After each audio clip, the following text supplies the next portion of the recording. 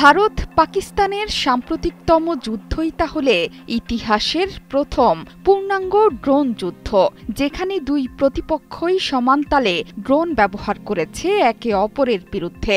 সীমান্তের ৩৬টি স্থানে পাকিস্তানের ৩০০ থেকে ৪০০ ড্রোন ছুটে এসেছে বলে দাবি করেছে ভারত।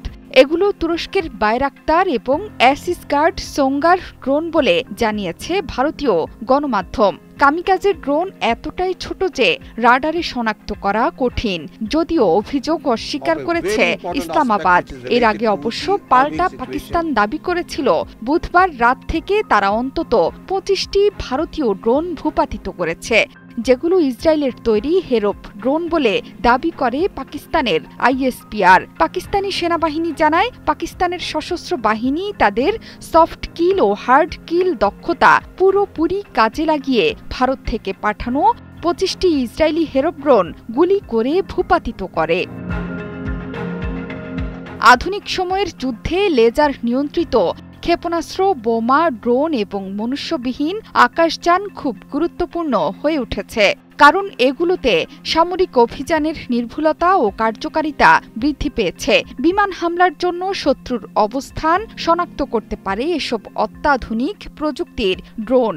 আর কিছু ড্রোন এমনভাবে তৈরি যে তারা নিজের নিশানা ঠিক করে দ্রুত ও নির্ভুলভাবে হামলায় সাহায্য করতে পারে। আর এই সময়ে ড্রোন ব্যবহৃত হচ্ছে শত্রুর আকাশ প্রতিরক্ষা ব্যবস্থা দুর্বল বা বিভ্রান্ত করতে। এরা শত্রু দেশের আকাশে প্রবেশ করে সেখানকার রাডার সক্রিয় করে, যাতে সেই রাডারকে ড্রোন বা রাডার বিধ্বংসী বিশেষ ক্ষেপণাস্ত্রের মতো অস্ত্র দিয়ে ধ্বংস করা যায়। ইউক্রেন এবং রাশিয়া যুদ্ধেও একই কৌশল ব্যবহৃত হয়েছে।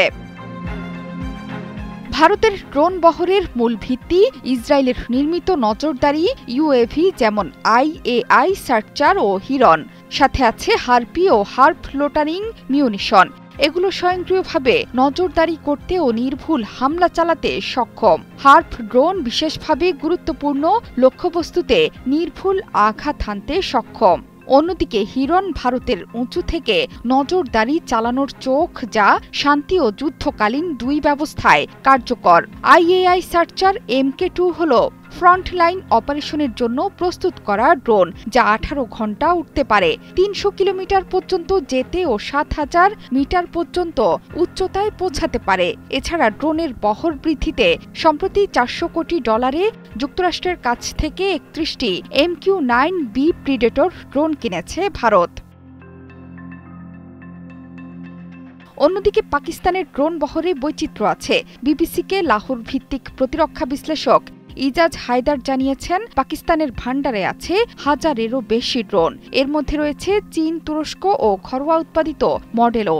এর মধ্যে আছে চীনা CH-4, তুর্কি বায়রাক্তার, আকিঞ্চি, পাকিস্তানের নিজেদের তৈরি বোরাক ও শাহপার ড্রোন। এর পাশাপাশি পাকিস্তান লয়টারিং অস্ত্রও তৈরি করেছে, যা আঘাত হানার সক্ষমতা বাড়িয়ে তুলেছে। এছাড়া পাকিস্তানের বিমান বাহিনী প্রায় 1 দশক ধরে মনুষ্যবিহীন ড্রোনের সমন্বয় ঘটাচ্ছে। ভারত পাকিস্তান দুই দেশই প্রযুক্তিগত দিক থেকে তৃতীয় দেশের ওপর নির্ভরশীল।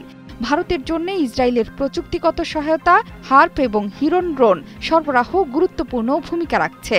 আর পাকিস্তানের তুর্কি ও চীনা নির্ভরশীলতা আছে।